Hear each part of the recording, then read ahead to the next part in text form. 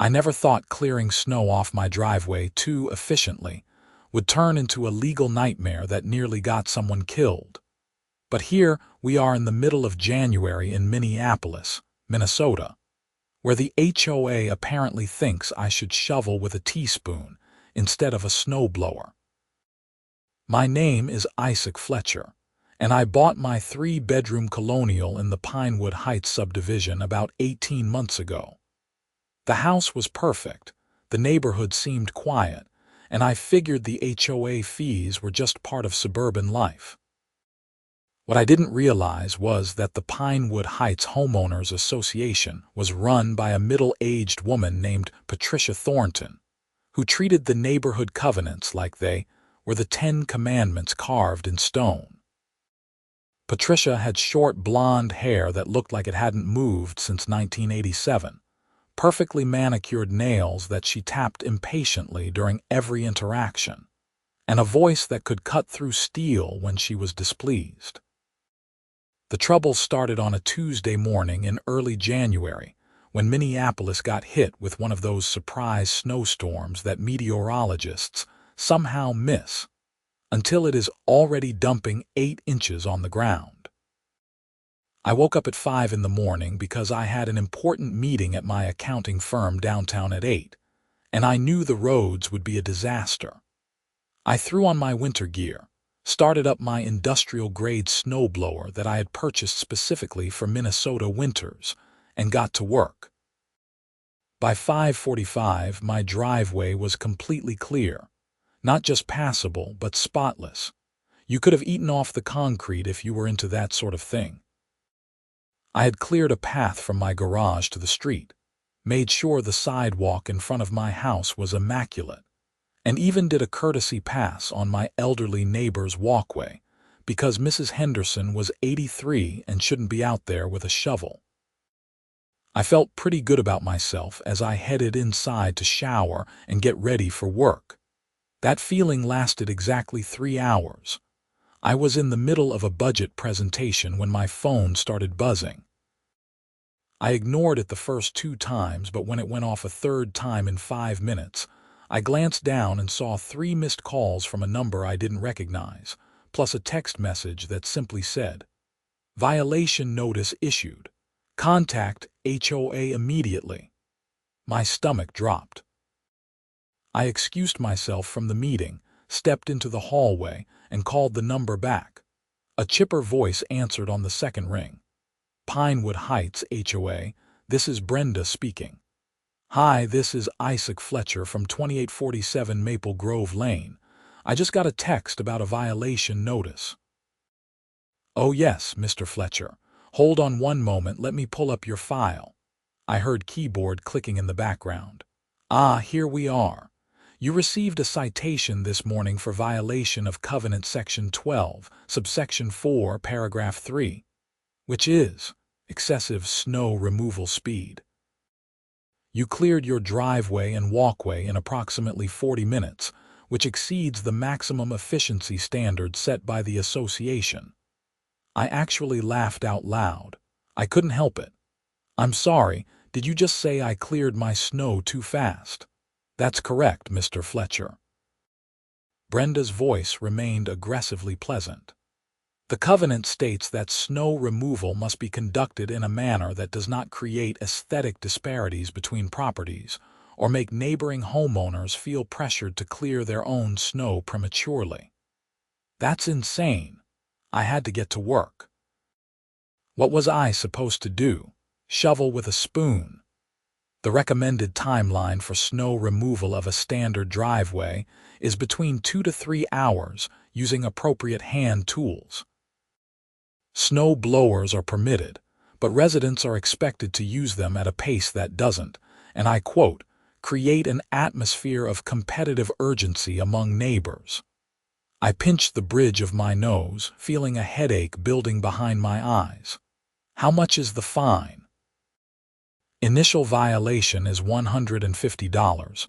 However, if you contest the citation, it will be reviewed by the board at the next monthly meeting. Would you like to schedule an appeal? Yes. Absolutely yes. Wonderful. The next board meeting is January 23rd at 7 p.m. at the community center. You'll have 5 minutes to present your case. Have a great day, Mr. Fletcher." She hung up before I could respond. I stood in the hallway of my office building, staring at my phone like it had just grown tentacles. $150 because I cleared my driveway efficiently. I had officially entered the twilight zone. That evening, I did what any reasonable person would do and started reading through the actual HOA covenants. I had skimmed them when I bought the house, but I had never really dug into the details. Big mistake.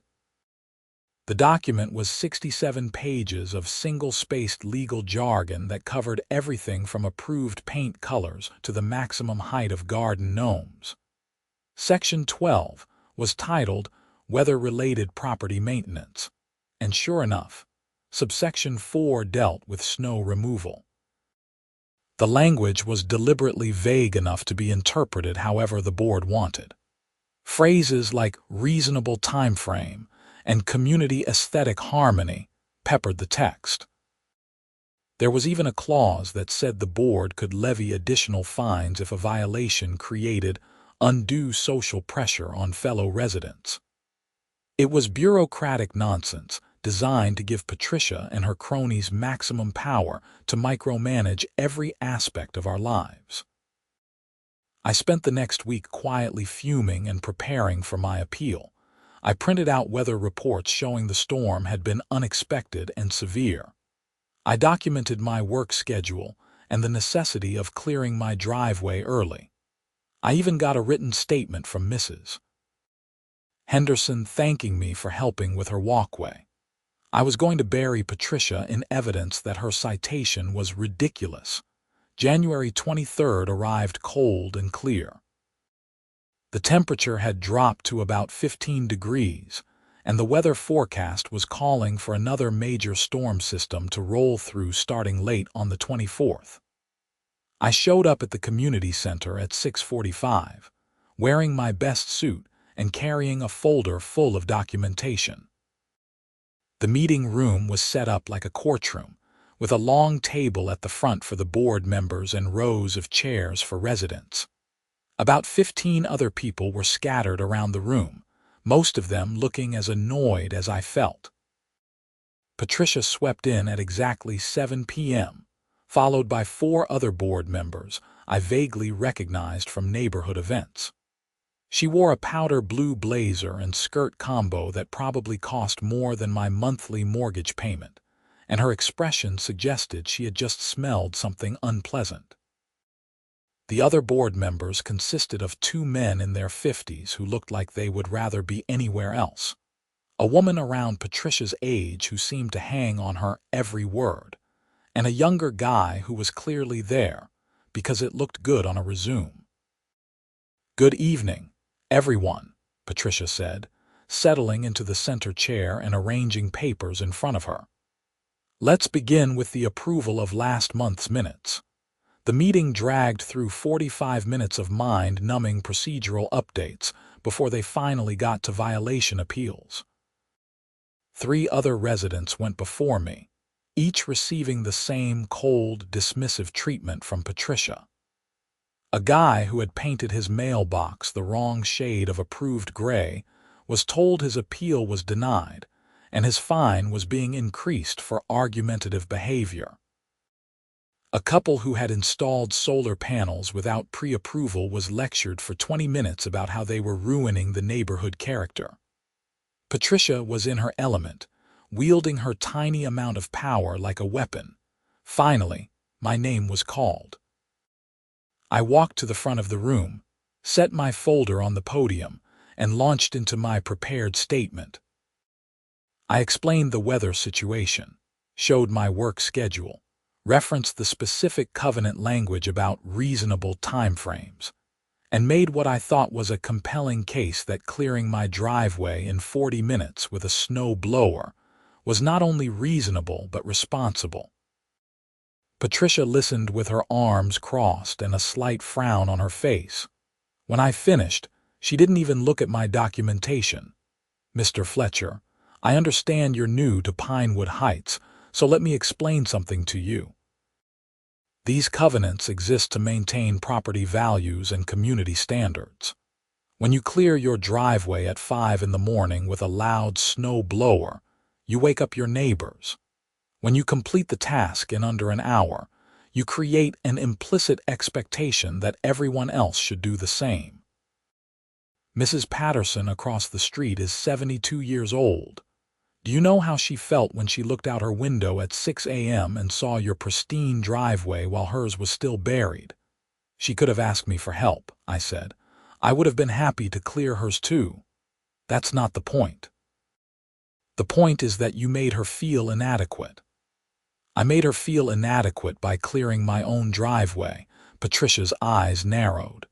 Your tone is noted, Mr. Fletcher. The board has reviewed your case and we find no grounds for appeal. The fine stands at $150, due within 30 days. Additionally, you are hereby notified that any future snow removal on your property must be conducted between the hours of 8 a.m. and 6 p.m. and must take a minimum of 90 minutes to complete. Failure to comply will result in escalating fines. Next case. I stood there, genuinely shocked. You're setting a minimum time for snow removal. That's crazy. That's the board's decision. Please take your seat. I gathered my papers, my hands shaking with anger. As I walked back to my chair, I caught sympathetic looks from several other residents. The meeting continued for another 20 minutes, but I didn't hear any of it. My mind was spinning with rage and disbelief. A minimum time requirement for clearing snow. They were literally telling me I had to work slower. The next day at work, I could barely concentrate. I told the story to my colleague Marcus during lunch, and he just shook his head. Man, that's why I rent. HOAs are legalized extortion. I don't know what to do, I said. Do I pay the fine? Do I lawyer up over snow removal? How much would a lawyer cost? Probably more than $150. There's your answer. Pay the fine, follow their stupid rules, and start looking for a new place once the market picks up. I didn't want to pay the fine. It felt like surrendering to insanity. But Marcus had a point. Fighting this through legal channels would cost me thousands, and there was no guarantee I would win. I spent the rest of the day going back and forth, getting angrier with each passing hour. The weather forecast that evening confirmed that a major storm was rolling in overnight. The meteorologists were calling for 12 to 15 inches of snow, with the heaviest bands hitting Minneapolis between midnight and 10 a.m. Perfect timing for my 8 a.m. to 6 p.m. snow removal window and 90-minute minimum work requirement. I went to bed that night with a knot in my stomach. The wind was already picking up, and I could hear the first flakes starting to hit my bedroom window. I set my alarm for 7:30, figuring I would start clearing at 8 on the dot and take my sweet time about it, just like Patricia wanted. When I woke up on January 25th, the world outside my window was buried. The storm had dumped 14 inches of heavy, wet snow, and it was still coming down lightly. The streets were impassable. I could see my neighbor across the way already out with his snowblower, clearing his driveway in violation of about 6 different HOA rules, but apparently not caring. Good for him. I made coffee, ate a slow breakfast, and at exactly 8 a.m. I bundled up and headed outside with my snow shovel. Not the snowblower. If they wanted me to take 90 minutes, I was going to give them exactly 90 minutes of manual labor. The snow was brutal. Each shovelful weighed a ton, and the cold was the kind that burned your lungs when you breathed too deeply. I worked methodically, clearing a path from my front door to the driveway, then starting on the driveway itself. My back was screaming within 20 minutes, but I kept going. If Patricia wanted performance art snow removal, that's what she was going to get. I was about 45 minutes into my theatrical snow clearing when I heard shouting from down the street. I looked up to see a commotion near the entrance to the subdivision.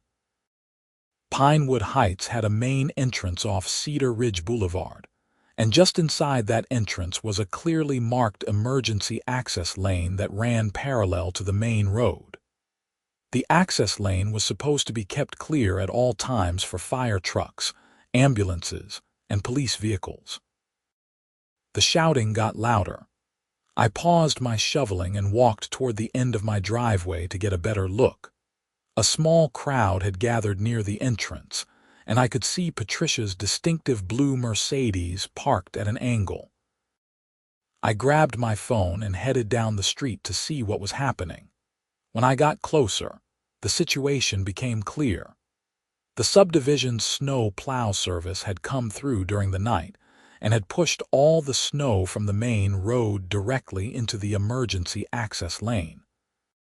The lane was completely blocked by a wall of snow about 4 feet high and probably 10 feet deep. It would take hours to clear, and given the storm, no one had bothered yet.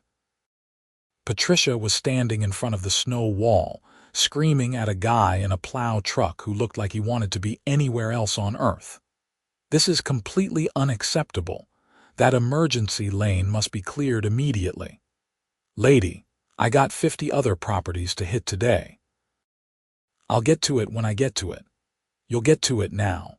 Do you know what could happen if we had an emergency?" The plow driver just shrugged. "Not really my problem. I push the snow where the snow goes. You want specialty clearing, that's extra."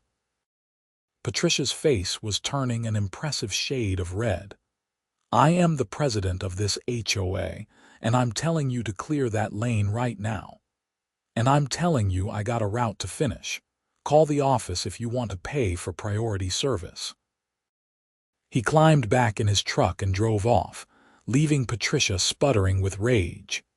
The crowd started to disperse, everyone muttering about the snow and the plow service and what a mess everything was.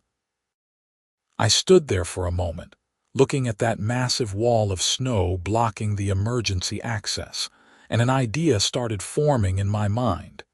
It was a terrible idea, possibly an illegal idea, definitely a petty idea. I loved it. I walked back to my house, checked the time, and saw I still had about 40 minutes left on my mandatory 90-minute snow clearing window. I worked slowly and deliberately, moving snow at a pace that would make a glacier look hasty. At exactly 9:30, I went inside, made myself more coffee, and settled in to watch the situation unfold. The emergency access lane remained blocked. I knew from the HOA covenants that, technically, the board was responsible for arranging specialty clearing of common areas, including that lane. But I also knew that Patricia was so focused on micromanaging individual homeowners that she probably hadn't gotten around to setting up priority service with the plow company. Around 10:30, my phone rang. It was Mrs. Henderson. "Isaac, dear, I just wanted to thank you again for helping with my walk last week. These storms are getting to be too much for me." "No problem, Mrs. Henderson. Happy to help any time. I also wanted to tell you that I thought what Patricia did at that board meeting was ridiculous." I was sitting in the audience and I couldn't believe what I was hearing. "Fining you for clearing snow too fast. It's madness." "I appreciate that. How are you holding up in this storm?" "Oh, I'm fine. My son is coming over this afternoon to help clear my driveway. He's a lawyer, actually. Works for a firm downtown that handles property law. I mentioned your situation to him, and he said if you ever want to fight back against the HOA, he'd be happy to give you a free consultation." I sat up straighter. "Really? That's very kind of him. He deals with HOA disputes all the time. Says most of them are power-hungry busybodies who don't actually understand the law. Anyway, I'll let you go. Stay warm, dear." After I hung up, I sat there thinking. A property lawyer who specialized in HOA disputes. That was interesting. But first, I wanted to see how the rest of this day played out. By noon, the emergency access lane was still blocked. I could see from my window that a few residents had walked down to look at it, taken photos, and walked away shaking their heads. The subdivision Facebook page was lighting up with complaints and concerns. Someone posted a photo of the snow wall with the caption, "Great job, HOA board. Sure hope nobody has a heart attack today." Patricia responded within minutes, her comment dripping with defensive anger. "The plow service is being contacted. The situation will be resolved. Instead of complaining on social media, perhaps some of you could volunteer to help clear it." The responses to that were not kind. People pointed out that they paid HOA fees specifically so they wouldn't have to maintain common areas. Others noted that it was now afternoon, and the lane had been blocked for over 12 hours. One person calculated that if an ambulance needed to access the subdivision, it would have to take the long way around through the neighboring development, adding at least 5 minutes to response time. I made myself lunch and continued watching the drama unfold online. Patricia was digging herself deeper with every defensive comment. The board treasurer finally chimed in to say he was trying to get quotes for emergency clearing services, but most companies were slammed with work and couldn't give him a time frame. Around 1:30 p.m., my phone rang again. This time it was a number I didn't recognize with a Minneapolis area code. "Hello, Mr. Fletcher. This is Patricia Thornton from the HOA board. I'm calling to request your assistance with a community matter." I had to bite my lip to keep from laughing. "What kind of assistance?"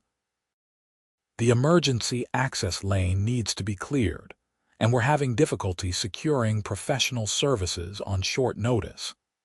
Several board members are down at the entrance attempting to clear it by hand, but the volume of snow is substantial.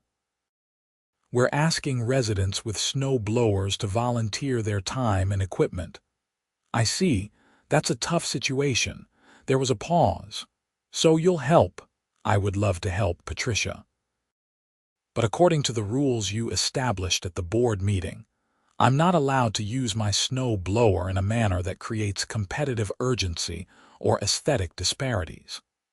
If I cleared that emergency lane too quickly, I might make the board members feel inadequate about their own snow removal pace. I would hate to violate any more covenants." The silence on the other end of the line was deafening. When Patricia finally spoke, her voice was ice cold. "Mr. Fletcher, this is a safety issue. I completely agree. Which is why it's unfortunate that the board didn't prioritize clearing the lane first thing this morning. But don't worry, I'm sure you'll have it cleared within a reasonable time frame. The covenants do emphasize taking your time after all." "Are you seriously refusing to help clear the emergency access lane?" "I'm not refusing anything. I'm simply following the rules that you imposed on me. Have a great afternoon, Patricia." I hung up before she could respond. My hands were shaking slightly. That was probably the most boldly passive-aggressive thing I had ever done in my life, and it felt amazing. The afternoon continued. The snow wall remained. I watched from my window as Patricia and 3 other board members tried to clear the lane with shovels. They managed to make a small dent in it, but the amount of snow was overwhelming. After about an hour, they gave up and went home, presumably to keep calling snow removal services. At 3:15 p.m., things got serious. I was working from home on my laptop when I heard sirens in the distance. They got louder, closer, and then I saw the flashing lights of an ambulance coming down Cedar Ridge Boulevard. It slowed at the entrance to Pinewood Heights, and I watched as the driver assessed the blocked emergency access lane. The ambulance had to continue past our subdivision, loop around through the Ridgemont development next door, and come in through the back entrance that connected our 2 neighborhoods. The back entrance added about 6 minutes to the route. I knew this because I timed it on my phone, my stomach twisting into knots. This was no longer a petty revenge situation. Someone was having a medical emergency, and my decision to let the snow wall stay blocked had potentially put them at risk. I grabbed my coat and boots and ran outside, starting up my snowblower as I went. I didn't care about the covenants or the fines anymore. I drove the snowblower down the street as fast as it would go, my breath coming in ragged gasps that had nothing to do with the cold. When I got to the entrance, I saw the ambulance parked on the far side of the subdivision at Mrs. Henderson's house. My heart dropped into my stomach. I started attacking the snow wall with the blower, tearing through it as fast as the machine would go. Other residents saw what I was doing and came out with shovels to help. Together, we cleared a path through the emergency lane in about 20 minutes. By the time we finished, the ambulance was pulling away from Mrs. Henderson's house. No lights or sirens. That could mean either she was stable or it was too late. I couldn't tell. I left my snowblower at the entrance and ran through the subdivision to her house. Her son's car was in the driveway, and he was standing on the front porch on his phone. He was in his mid-30s, dressed in jeans and a heavy winter coat, and his expression was grim. "Is she okay?" I called out as I approached. He looked up, ending his call. "Are you Isaac?" "Yeah, is Mrs. Henderson okay?" "She's stable. Chest pains, but the EMTs think it was probably severe indigestion, not a heart attack. They're taking her in for observation to be safe." He ran a hand through his hair. "That was scary as hell. I got here right before it happened, thank God. I'm so sorry. I saw the ambulance had to go around." "Yeah, because of that blocked emergency lane. My mother mentioned it was blocked this morning, but I didn't think much of it." His expression hardened. "That's a serious safety violation. The HOA is legally required to maintain emergency access." I nodded, feeling the weight of guilt settling on my shoulders. "Listen, I need to tell you something. I'm the reason the lane wasn't cleared." He frowned. "What do you mean?" I explained everything. The snow removal citation, the absurd appeal hearing, Patricia's minimum time requirements, and my decision to let the emergency lane stay blocked as petty revenge. By the time I finished, I felt about 2 inches tall. That's why I didn't help clear it until I saw the ambulance. I was being petty and stupid, and I could have really hurt someone. I'm so sorry."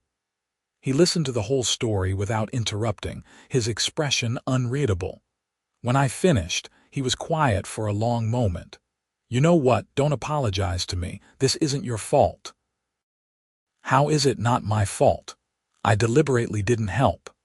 "Because maintaining that emergency lane isn't your responsibility.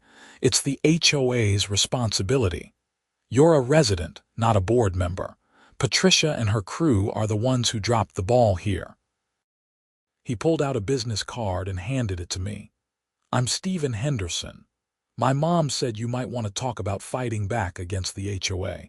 After hearing your story and seeing what just happened, I think you've got a hell of a case." "For what?" "The fine." "For harassment, selective enforcement, and negligent maintenance of common areas resulting in emergency access denial. That last one is the big issue. If my mother had been having an actual heart attack, those 6 extra minutes could have killed her. The HOA has a legal obligation to keep that lane clear, and they failed." I stared at the card in my hand. "You really think I have a case?" "I think you have multiple cases. But more importantly, I think the HOA board needs to be held accountable before they hurt someone. My mother isn't the only elderly resident in this subdivision. What happens next time when the blocked lane causes a real tragedy?" He had a point. "A very good point." "Let me think about it," I said. "Take your time. But if you decide to move forward, call me." First consultation is free, and if we take the case, we can probably get the HOA to cover your legal fees as part of the settlement. We talked for a few more minutes before I headed home. My mind was spinning with possibilities. The guilt I felt about the blocked lane was real, but Stephen was right. It wasn't my job to maintain emergency access. That was what we paid HOA fees for. That evening, the subdivision Facebook page exploded. Someone had posted a detailed timeline of the blocked emergency lane situation, including screenshots of Patricia's dismissive comments from earlier in the day. Multiple residents commented about how dangerous the situation had been and how lucky Mrs. Henderson was that her episode hadn't been more serious.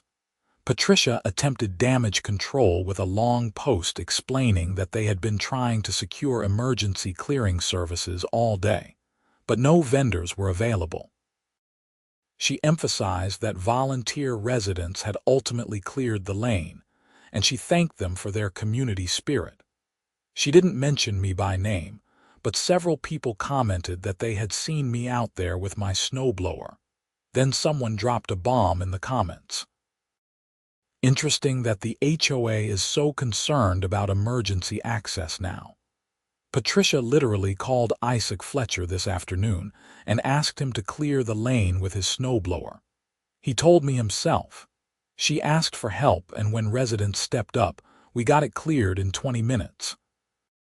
Maybe if the board spent less time writing citations for snow removal efficiency and more time actually maintaining common areas, we wouldn't have these problems. The comment came from Tom Rodriguez, a guy who lived 3 houses down from me. I had talked to him briefly while we were clearing the lane, mentioning Patricia's phone call in passing. I didn't expect him to post about it publicly. The responses came fast and furious. People wanted to know why the board hadn't organized volunteer clearing efforts earlier in the day. Others pointed out that several residents had expensive snow removal equipment and would have been happy to help if asked. A few people started connecting the dots about my citation and the blocked lane, and the tone turned angry. So let me get this straight, one comment read. The board fined Isaac $150 for clearing his snow too fast, then called him to help clear the emergency lane when they couldn't handle it themselves. And he still went out and cleared it even after they treated him like that. Maybe Patricia should be thanking him instead of harassing him. I didn't participate in the online discussion, but I watched it unfold with a mixture of vindication and anxiety. This was spiraling into something much bigger than a petty dispute over snow removal. The next morning, I woke up to an email from Patricia with the subject line, "Urgent Board Meeting." Mr. Fletcher, due to recent events and concerns raised by residents, the board is calling an emergency meeting for January 27th at 7 p.m. Your presence is requested to discuss your role in the emergency access situation on January 25th. Please confirm your attendance. Patricia Thornton, HOA Board President. My role in the emergency access situation. That was rich. I forwarded the email to Stephen Henderson and asked for his advice. He called me within an hour. Don't go to that meeting alone. If you want me there as your legal representation, I can do that. But be prepared for them to come at you hard. What can they actually do to me? Probably try to fine you for refusing to help clear the lane. They'll argue you had a duty to assist in an emergency situation. It's garbage legally, but they can make your life difficult. How much does it cost to have you come to the meeting for this? Nothing. After what almost happened to my mother because of their negligence, I want to be there. Consider it a public service. We agreed to meet at the community center at 6:45 on the 27th. I spent the next day and a half feeling like I was preparing for battle. I printed out every email exchange with the HOA, documented the timeline of events on the 25th, and put together a folder of evidence showing that I had, in fact, ultimately helped clear the lane. January 27th arrived with clear skies and temperatures in the low 20s. I met Stephen in the parking lot of the community center, and we walked in together. The meeting room was packed. Easily 40 residents had shown up, which was unheard of for an HOA meeting. The energy in the room felt tense and expectant. Patricia and the other board members were already seated at their table. When she saw Stephen with me, her expression flickered with something that might have been concern before settling back into her usual mask of authority. "Good evening, everyone," Patricia began, her voice tight. "Thank you for coming on short notice. This emergency meeting was called to address the emergency access lane situation that occurred on January 25th and to discuss resident responsibilities during community emergencies." She launched into a prepared statement about how the board took safety very seriously, how they had been working diligently to clear the lane, and how they expected all residents to contribute when community needs arose. Then, she turned her attention to me. "Mr. Fletcher, multiple witnesses have confirmed that you were contacted by me personally and asked to assist in clearing the emergency access lane. You refused. Can you explain your reasoning?" Stephen stood up before I could respond. "Stephen Henderson, legal counsel for Mr. Fletcher." Before my client answers any questions, I need to clarify the legal framework we're operating under. Mr. Fletcher is a resident and homeowner in this subdivision, not an employee or volunteer of the HOA. He has no legal obligation to perform maintenance on common areas, even in emergency situations. That responsibility falls solely on the board. Patricia's jaw tightened. "We're not talking about legal obligations. We're talking about basic community decency and helping your neighbors." "I helped," I interjected. "I cleared the lane as soon as I saw the ambulance. Before that, I was following the snow removal rules that you imposed on me. You told me I couldn't clear snow quickly because it might make other residents feel pressured. I was being a good HOA citizen." A ripple of laughter ran through the audience. Patricia's face flushed.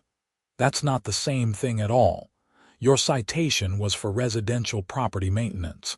Emergency access is completely different." Stephen stepped in again. "Then perhaps the board should have communicated that distinction. Instead, you created an environment where residents are afraid to help because they might violate arbitrary rules and face fines. Mr. Fletcher acted reasonably based on the information and regulations you provided." One of the other board members, a man named Doug, cleared his throat. "Look, I think we're getting off track here. The real issue is that our emergency access was blocked for over 12 hours, and we need to make sure it doesn't happen again. Maybe we should focus on that instead of assigning blame." Several residents voiced agreement. Patricia looked like she wanted to argue, but the mood in the room was clearly shifting away from making me a scapegoat. Stephen seized the moment. "I agree with Doug. Let's focus on the real issues." The emergency lane was blocked because the HOA failed to arrange priority clearing services with the snow removal company. The HOA failed to organize volunteer efforts until late afternoon, and the HOA failed to have any backup plan in place for exactly this type of situation. Those are systemic failures by the board, not individual failures by residents. Furthermore, he continued, pulling out a document, "I've reviewed the Minnesota Common Interest Community Act, and I've found several potential violations by this board. Specifically, the snow removal citations issued to Mr. Fletcher appear to be selective enforcement of vague covenant language, which opens the HOA up to discrimination claims. The failure to maintain emergency access violates state safety regulations. And the attempt to compel resident labor without compensation may violate labor laws. The room had gone completely silent. Patricia looked like she had been slapped. "Are you threatening legal action?" she asked, her voice shaking slightly. "I'm informing the board of potential legal liabilities. What you do with that information is up to you. But I strongly recommend that you rescind Mr. Fletcher's citation, reimburse his fine if he's already paid it, and implement a real emergency access maintenance plan. Otherwise, my next step will be filing a formal complaint with the Minnesota Attorney General's office." The meeting dissolved into chaos after that. Residents started shouting questions at the board, demanding to know what other citations had been issued and whether anyone else had been subjected to harassment. Patricia tried to regain control, but her authority had been shattered.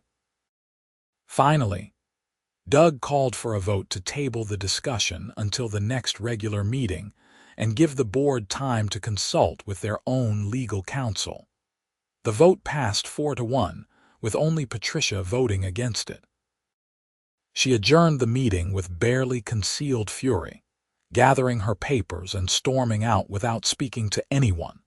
Stephen and I left the community center surrounded by grateful residents who thanked us for standing up to the board. Several people mentioned they had also received ridiculous citations over the years and had just paid the fines rather than fight. The stories were absurd. Someone fined for having their garbage cans visible from the street for more than 2 hours on collection day. Someone else cited for parking their car in their own driveway instead of the garage. And a family that got fined because their kids' chalk drawings on the sidewalk violated the Clean Walkway Covenant. "This HOA is out of control," Tom Rodriguez said. "I've been thinking about organizing a recall vote to remove Patricia from the board. Would you guys support that?" "Absolutely," I said, and several other residents echoed the sentiment. Over the next week, things moved quickly. Tom created a petition to recall Patricia and 2 other board members who had consistently supported her authoritarian approach. The petition required signatures from 30% of homeowners to trigger a special election, and Tom gathered the required number in less than 4 days. Meanwhile, Stephen drafted a formal demand letter to the HOA board outlining the legal issues he had raised at the meeting.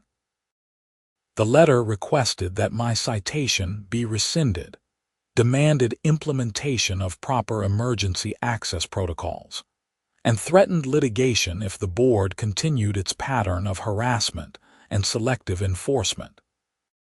The board's attorney responded 2 days later with a carefully worded letter agreeing to rescind my citation and refund the fine, which I had reluctantly paid before the emergency meeting. The letter also outlined new procedures for emergency access maintenance, including contracts with multiple snow removal vendors for priority service and a volunteer registry for residents willing to assist during emergencies. What the letter didn't address was Patricia's future role in the HOA. That came to a head at the special election on February 14th. Valentine's Day seemed like an ironic date for a political bloodbath, but that's what it turned into. The turnout was massive. Nearly 80% of homeowners showed up to vote, and the results weren't even close. Patricia was removed from the board with 73% voting for recall. The 2 board members who had consistently supported her went down with similar numbers. Doug, who had tried to be a voice of reason, survived the recall vote and was subsequently elected as the new board president. Patricia's departure was not graceful. She sent a scathing email to the entire subdivision calling us ungrateful and short-sighted, predicting that property values would plummet without her leadership. The email was so over the top that it became a running joke in the neighborhood. Someone even made T-shirts that said Pinewood Heights, where snow removal is a competitive sport, with a cartoon snowblower on them. I bought 3. The new board's first official action was to conduct a comprehensive review of the HOA covenants and eliminate or clarify the vague language that had enabled Patricia's reign of terror. The snow removal section was completely rewritten to focus on safety and reasonable timeframes without absurd restrictions on efficiency. They also implemented the volunteer registry that had been promised, and I signed up immediately. When the next major storm hit in late February, I was out at 5 a.m. clearing not just my driveway, but also the emergency access lane and the driveways of several elderly residents who had registered for assistance. No one fined me, no one complained, and several people brought me thermoses of hot coffee as I worked. Mrs. Henderson made a full recovery from her health scare, and she became one of my closest friends in the neighborhood. Her son Stephen and I stayed in touch as well, and he later helped me understand some other aspects of property law when I was considering a renovation project. As for Patricia, I heard through the neighborhood grapevine that she moved out of Pinewood Heights about 2 months after the recall. Someone said she bought a condo in a building with no HOA, which struck me as deeply ironic. I never saw her again, though occasionally I would drive past her old house and remember the chaos she had caused over something as simple as clearing snow. The whole experience taught me some valuable lessons about standing up to petty authority, about knowing when to be petty and when to be helpful, and about the importance of community in ways I hadn't appreciated before. It also taught me to always read the fine print before buying a house in an HOA neighborhood.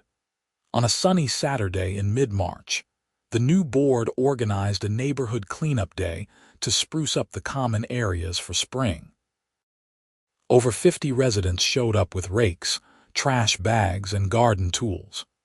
We worked together for about 4 hours, cleaned up the entrance area, planted some new flowers, and repainted the community center sign that had been looking shabby. When we finished, Doug gave a short speech thanking everyone for their participation and their patience during the transition. "This is what community is supposed to look like," he said. "People working together because they want to, not because they're afraid of fines and citations. Let's keep this energy going." Everyone applauded, and someone suggested we have a neighborhood cookout to celebrate. The cookout turned into a regular monthly event during the warmer months, and Pinewood Heights transformed from a place where neighbors barely knew each other into an actual community. I still get annoyed sometimes at HOA bureaucracy and the fees we pay, but it is manageable now. The board focuses on actual maintenance and community improvement rather than micromanaging everyone's personal choices. They still enforce some rules, of course, but they do it with common sense and reasonable communication. Looking back, I'm weirdly grateful for that ridiculous snow removal citation. It exposed serious problems in our HOA governance, brought the community together, and ultimately made Pinewood Heights a better place to live. Would I recommend deliberately letting emergency access stay blocked as a form of protest? Absolutely not. That was a stupid risk that could have had tragic consequences, and I got very lucky that Mrs. Henderson's health scare wasn't more serious. But would I recommend standing up to unreasonable authority and fighting back against petty tyranny? Yes. Every time. Sometimes you have to be willing to make waves and rock the boat to create positive change. Just maybe do it in ways that don't potentially endanger your neighbors. The snowblower that started this whole mess still sits in my garage, ready for action whenever Minnesota decides to dump another foot of snow on us. The difference now is that I can use it whenever I want, however quickly I want, without fear of some power-hungry HOA president turning basic home maintenance into a federal case. And if someone calls me at 5 a.m. during a storm because they need help clearing their driveway. I'm there, no questions asked. That's what neighbors do. That's what community means. And no HOA covenant, no matter how badly written, can legislate that away. Stephen Henderson eventually became the unofficial legal advisor to the new HOA board, offering pro bono guidance on covenant revisions and policy decisions. His mother hosted a spring tea party at her house and invited the elderly residents who had been struggling with snow removal during the winter. Several of us younger residents formed an unofficial snow brigade to help them out during future storms, complete with a phone tree and a group text chain. Tom Rodriguez, who had organized the recall petition, joined the HOA board in a special election to fill one of the vacant seats. He became the treasurer and actually made the HOA finances transparent for the first time in years. Turns out, we had been sitting on a reserve fund of nearly $200,000 that Patricia had never disclosed, money that could have been used for neighborhood improvements or to lower our monthly fees. The reserve fund revelation led to more questions about Patricia's tenure, and the new board hired a forensic accountant to review 5 years of HOA financial records. They didn't find evidence of embezzlement, but they did find a lot of questionable expenditures, including several $1,000s spent on consulting fees that appeared to be payments to Patricia's sister-in-law for services that were never clearly documented. Doug reported the findings to the membership at the April board meeting, and while no one pushed for criminal investigation, the collective anger was palpable. Patricia had been treating the HOA like her personal fiefdom, spending our money on dubious expenses while terrorizing residents over minor covenant violations. The good news, Doug announced, is that we're implementing new financial controls and transparency measures. All expenditures over $500 will require board approval and will be documented in the monthly newsletter. We're also getting quotes from 3 different vendors for any major contract work, and we're going to start an actual bid process instead of just hiring whoever the board president recommends. The changes were met with enthusiastic applause. People were genuinely excited about their HOA for probably the first time in the subdivision's 15-year history. In May, I got a call from a reporter at the Minneapolis Star-Tribune who had heard about our HOA drama through a mutual connection. She wanted to interview me for a feature article about HOA reform and homeowner rights. I was hesitant at first, not wanting to seem like I was seeking attention, but Stephen encouraged me to do it. "These stories need to be told," he said. "Most people who get bullied by their HOAs just pay the fines and suffer in silence. If you talking about your experience helps even one person stand up for themselves, it's worth it." The article ran in late June with the headline, "How One Snowstorm Exposed an HOA's Dysfunction." The reporter had interviewed me, Stephen, Mrs. Henderson, Tom Rodriguez, and several other Pinewood Heights residents. She painted a picture of a community that had been living under petty tyranny until circumstances forced people to organize and fight back. The article went viral on social media, getting picked up by housing reform advocates and property rights groups across the country. I started getting emails and messages from people in other states sharing their own HOA horror stories. Someone even started a subreddit called HOA Nightmares, where people posted about absurd citations and rules, and my story became one of the top-rated posts of all time. The attention was both gratifying and overwhelming. I did a couple of podcast interviews and a short segment on a local news morning show. The message I tried to emphasize in every interview was the same. HOAs can serve useful purposes, but they need accountability and transparency. Homeowners have rights, and they shouldn't be afraid to exercise them when faced with unreasonable rules or selective enforcement. By summer, Pinewood Heights had become a model for HOA governance reform in Minnesota. The state legislature was even considering new laws to increase transparency requirements and make it easier for homeowners to challenge unfair citations. Stephen testified at a committee hearing, using our subdivision as a case study for what happens when HOA boards operate without proper oversight. As for me, I settled into a comfortable routine. Work was going well, my house was in great shape, and I had built genuine friendships with my neighbors.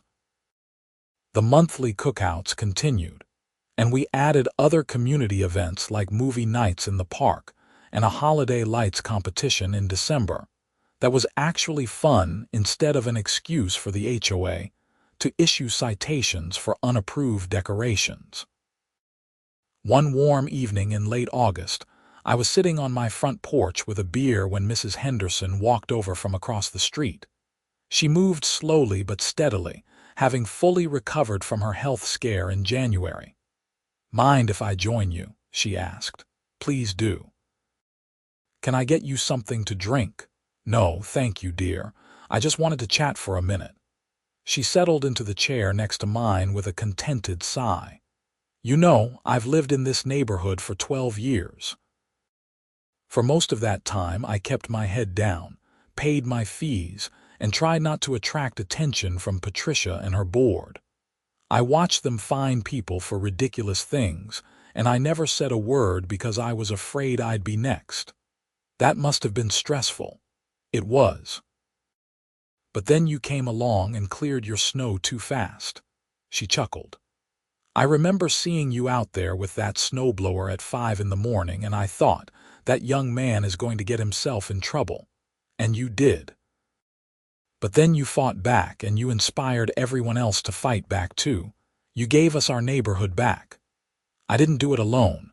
Steve and Tom, you, all the other residents who showed up to meetings and voted in the recall, that's what made the difference. True. But someone had to be first. Someone had to stand up and say, 'This is wrong, and I'm not going to take it anymore.' That was you." She patted my hand. "I wanted to say thank you, not just for helping with my driveway, although I appreciate that too. Thank you for reminding all of us that we have power when we work together." We sat in comfortable silence for a while, watching the sun set behind the houses across the street. Kids were riding bikes on the sidewalk, neighbors were out walking dogs, and someone down the street was grilling something that smelled amazing. It felt like a real community, alive and connected in ways it hadn't been during Patricia's reign. "You know what I think?" Mrs. Henderson said eventually. "I think that snowstorm was the best thing that ever happened to Pinewood Heights. Strange how things work out sometimes." I raised my beer in a mock toast to snowstorms and second chances. She laughed and stood up to head home. "Get some rest, Isaac. Winter will be here before you know it, and we'll need your snowblower again." As autumn arrived and the days grew shorter, the new board continued implementing reforms. They hired a professional management company to handle day-to-day operations, which took a lot of the administrative burden off volunteer board members, and reduced the potential for personal vendettas disguised as covenant enforcement. They also established clear appeal processes for any citations, with requirements for documented evidence and reasonable explanations. The changes weren't universally popular. A few residents complained that the HOA wasn't enforcing standards strictly enough anymore, that property values would suffer if people were allowed to have minor violations without immediate fines. But those complaints were quickly drowned out by the majority who appreciated the more reasonable approach. In October, I attended a board meeting where they discussed the snow removal plan for the upcoming winter. They had contracts in place with 3 different plow services, including priority agreements for the emergency access lane. They had backup generators for the street lights in case of power outages. They had a volunteer registry with 47 residents signed up to help elderly or disabled neighbors, and they had completely eliminated the absurd provisions about minimum snow removal times and competitive urgency. "Any questions or concerns?" Doug asked when he finished presenting the plan. An elderly gentleman in the back raised his hand. "Just one comment. This is the first time in 10 years I've felt like the HOA actually cares about helping residents instead of punishing them. Thank you for that." The room erupted in applause. Doug looked genuinely moved. "That's what we're here for," he said. "This board works for you, not the other way around. We're going to keep that in mind with every decision we make."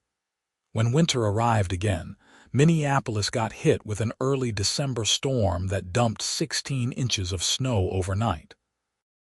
I was up at 5 a.m., just like the previous year, clearing my driveway with my industrial-grade snowblower. But this time, I didn't work alone. Tom Rodriguez showed up with his plow attachment for his truck. 2 college kids from down the street brought shovels and helped clear sidewalks. Mrs. Henderson's son arrived to take care of her property, and when he finished, he joined the volunteer crew tackling the emergency access lane. By 7 a.m., the entire subdivision was clear. Every driveway, every sidewalk, every common area. We gathered at the entrance, a group of about 20 residents, admiring our work and sharing thermoses of coffee and hot chocolate that someone had brought. "This is what Patricia was so afraid of," Tom said, gesturing at the scene. "People working together without her permission, not following her ridiculous rules, just helping each other because it's the right thing to do. She thought the only way to keep people in line was fear and fines," someone else added. "Turns out, most people will do the right thing if you just ask them and treat them with respect." I looked around at my neighbors, these people who had been strangers to me 18 months ago and were now friends. The snow glistened in the early morning light, the cleared streets and driveways a testament to what a community could accomplish when it worked together. My phone buzzed with a message from Doug. "Emergency access lane looks great. Thanks to everyone who helped." This is what good governance looks like. I smiled and pocketed my phone. It had been a long, strange journey from that first citation to this moment, full of anger and frustration and conflict. But standing there in the December cold, surrounded by neighbors who had become a real community, I wouldn't have changed a thing. Well, maybe one thing. I still thought that initial citation for clearing snow too fast was the dumbest thing I had ever heard. But sometimes the dumbest things lead to the best outcomes. As we dispersed to finish our own property clearing and get ready for work, Mrs. Henderson appeared at the entrance wrapped in a thick winter coat and carrying a basket of homemade muffins. "I baked these this morning while I was watching you all work," she announced. "I figured you'd be hungry." The basket was empty within minutes, everyone grabbing muffins and thanking her profusely. It was such a small gesture, but it captured everything that had changed about Pinewood Heights over the past year. We were neighbors again, not just property owners united by arbitrary rules and the threat of fines. The rest of that winter passed smoothly. We had 3 more major storms, and each time the community response was swift and coordinated. The emergency access lane never got blocked again. Elderly residents got help before they even had to ask. And nobody, absolutely nobody, got fined for clearing their snow too fast. In February, the board held its annual meeting to elect officers and discuss the year ahead. The attendance was strong, the mood was positive, and the financial report showed that, despite all the changes, Property values in Pinewood Heights had actually increased slightly compared to the previous year. So much for Patricia's dire predictions. During the open comment period, I stood up and addressed the board. I just want to say thank you. A year ago, I was fighting with the previous board over a snow removal citation that should never have been issued. Today, we have an HOA that actually serves the community instead of ruling over it. That transformation didn't happen by accident.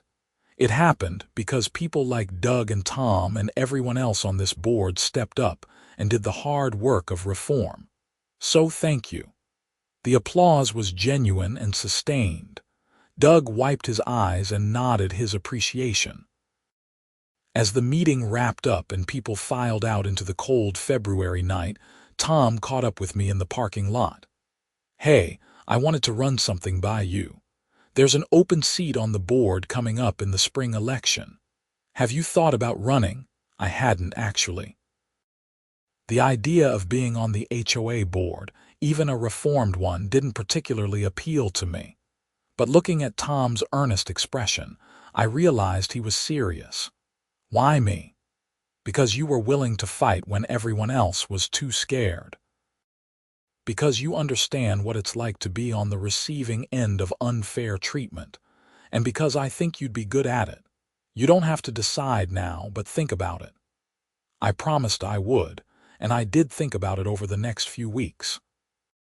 The more I considered it, the more I realized that Tom was right. I had learned a lot over the past year about how HOAs should and shouldn't function. I had seen firsthand the damage that unchecked authority could do, and I had also seen how quickly things could improve with the right leadership. In the end, I decided not to run for the board. I felt like I could serve the community better as an active, engaged resident who held the board accountable rather than being part of the board itself. But I appreciated Tom asking, and I made sure to stay involved in HOA matters, attending meetings regularly and participating in discussions about policy and spending. Spring arrived, bringing with it the usual challenges of yard maintenance and landscaping compliance. But even those interactions with the HOA felt different now. When I got a friendly reminder that my lawn needed mowing because it was approaching the covenant maximum height, the tone was helpful rather than punitive. When someone else got cited for having dead bushes in their front yard, the board offered to help them find affordable landscaping services rather than just stacking up fines. It wasn't perfect. There were still disagreements and occasional complaints about enforcement or lack thereof.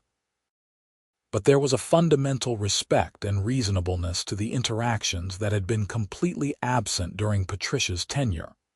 In May, I ran into Patricia's former next-door neighbor at the grocery store. We chatted for a few minutes, and I asked if they had heard anything about Patricia. "Oh, she's fine. Apparently loves her new condo. No yard work, no snow removal, no neighbors to manage," they laughed. "I think it's better for everyone, honestly. She was never happy here." That made sense. Patricia had seemed to view every aspect of neighborhood life as a problem to be solved or a violation to be corrected. She had never just enjoyed living in the community. For her, the power and control were the point, not the community itself. As summer approached and Pinewood Heights prepared for another season of cookouts and movie nights and kids playing in the streets, I reflected on how much had changed since I first cleared my driveway in 40 minutes and set off a chain of events that transformed our neighborhood. The snowblower that had started everything sat in my garage, well maintained and ready for next winter. I had used it dozens of times to help neighbors over the past year, and it had become a symbol of community cooperation rather than HOA overreach. On a warm June evening, I was out front watering my garden when a moving truck pulled up to Patricia's old house. A young couple got out, looking excited and a little nervous as they surveyed their new home. I walked over to introduce myself. Welcome to Pinewood Heights. I'm Isaac Fletcher. I live 3 houses down. Thanks. I'm Jennifer and this is my husband Marcus. We're so excited to be here. The neighborhood seems really nice. It is. We have a great community and the HOA is actually pretty reasonable these days. Marcus laughed. That's good to hear. We almost didn't buy in an HOA neighborhood because of all the horror stories you hear. But everyone we talked to during the home inspection said this one was well run.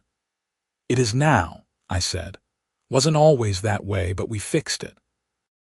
If you ever have any questions or concerns about the HOA, feel free to ask. And if you need help with anything, don't hesitate to knock on my door. We chatted for a few more minutes before they went back to supervising the movers.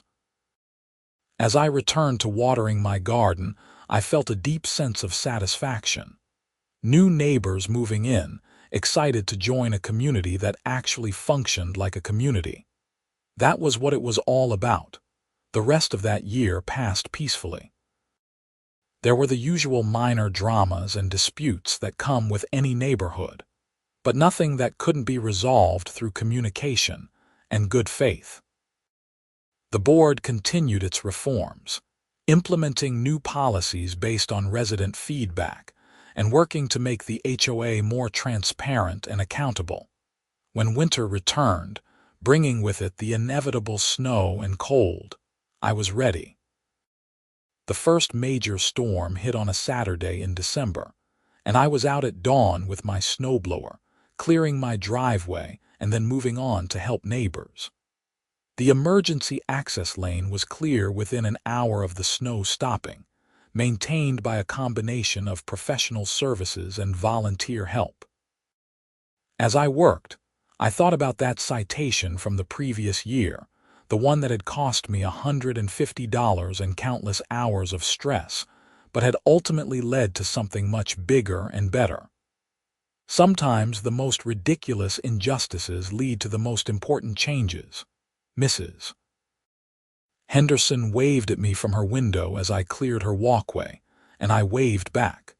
Stephen's car was in her driveway already, checking on her like he did after every storm now. Tom Rodriguez drove by in his truck with the plow attachment, giving me a thumbs up. Doug sent out a group text to all the board members and volunteers, thanking everyone for their help and reminding people that hot coffee was available at the community center for anyone who needed to warm up. This was what community looked like. This was what an HOA should be. And I had played a role in making it happen, all because I had cleared my snow too fast one January morning and refused to accept that such a thing should be a violation.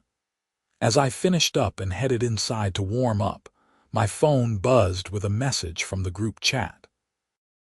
It was a photo someone had taken of volunteers working together to clear the emergency access lane, accompanied by a simple message. 1 year ago, this lane was blocked for 12 hours. Today, it was clear in 1 hour. This is what progress looks like. I smiled and liked the message, then put my phone away and made myself some hot chocolate. Outside, the snow continued to fall lightly, beautiful and peaceful. Minneapolis winters could be brutal, but they could also be beautiful, especially when you had a community that worked together to face them. The snowblower sat in my garage, already cooling down from its morning workout. It would be ready to go for the next storm, and the one after that, and all the storms to come. And I would be ready too, not just to clear my own driveway, but to help my neighbors and maintain our common areas and be part of something bigger than myself. That's the real lesson I learned from the Great Snow Removal Citation of January 2025. HOAs don't have to be tyrannical. Communities don't have to live in fear of petty authorities, but change doesn't happen by itself. Someone has to be willing to stand up, fight back, and show everyone else that a better way is possible. Sometimes that person is armed with legal briefs and property law expertise. Sometimes that person organizes recall petitions and special elections. And sometimes that person just clears their driveway too fast one winter morning and refuses to back down when someone tells them it's a violation. Whatever form it takes, resistance to unreasonable authority is always worth it. Not just for yourself, but for everyone who comes after you. Because the young couple moving into Patricia's old house deserves to live in a community that helps instead of harasses. Because Mrs. Henderson deserves to know that an emergency ambulance can reach her without delays. Because all of us deserve to live in neighborhoods where we're treated like neighbors, not subjects to be managed and controlled. As winter deepened and the holidays approached, Pinewood Heights sparkled with lights and decorations, each house reflecting the personality and creativity of its owners without fear of citations for unapproved colors or excessive wattage. The HOA had guidelines, sure, but they were reasonable guidelines enforced with common sense. On Christmas Eve, someone organized an impromptu caroling group that went house to house singing holiday songs. Mrs. Henderson stood on her porch in her bathrobe, wiping away tears of joy as 30 neighbors serenaded her with Silent Night. It was cheesy and sentimental and absolutely perfect. That's what we had been missing during Patricia's reign. Joy. Simple, uncomplicated community joy. Now we had it back, and none of us were willing to give it up again. As the year came to a close, and I prepared to face another Minnesota winter, I felt genuinely grateful for everything that had happened. The citation, the conflict, the emergency, the reforms, all of it had led to something worthwhile. Pinewood Heights had transformed from a neighborhood ruled by fear into a genuine community bound by mutual respect and cooperation. And it all started because I cleared my snow too fast and refused to apologize for it. Sometimes the smallest acts of defiance lead to the biggest changes. Sometimes standing up for yourself means standing up for everyone. And sometimes a snowblower isn't just a tool for clearing driveways, but a symbol of resistance against petty tyranny. I would remember that lesson for the rest of my life, and I would make sure the story got told so others could learn from it too. Because somewhere out there, another homeowner was probably getting a ridiculous citation from an unreasonable HOA board, and they needed to know that they didn't have to just accept it. They could fight back. They could win. They could change things. All it took was courage, community, and maybe a really good snowblower.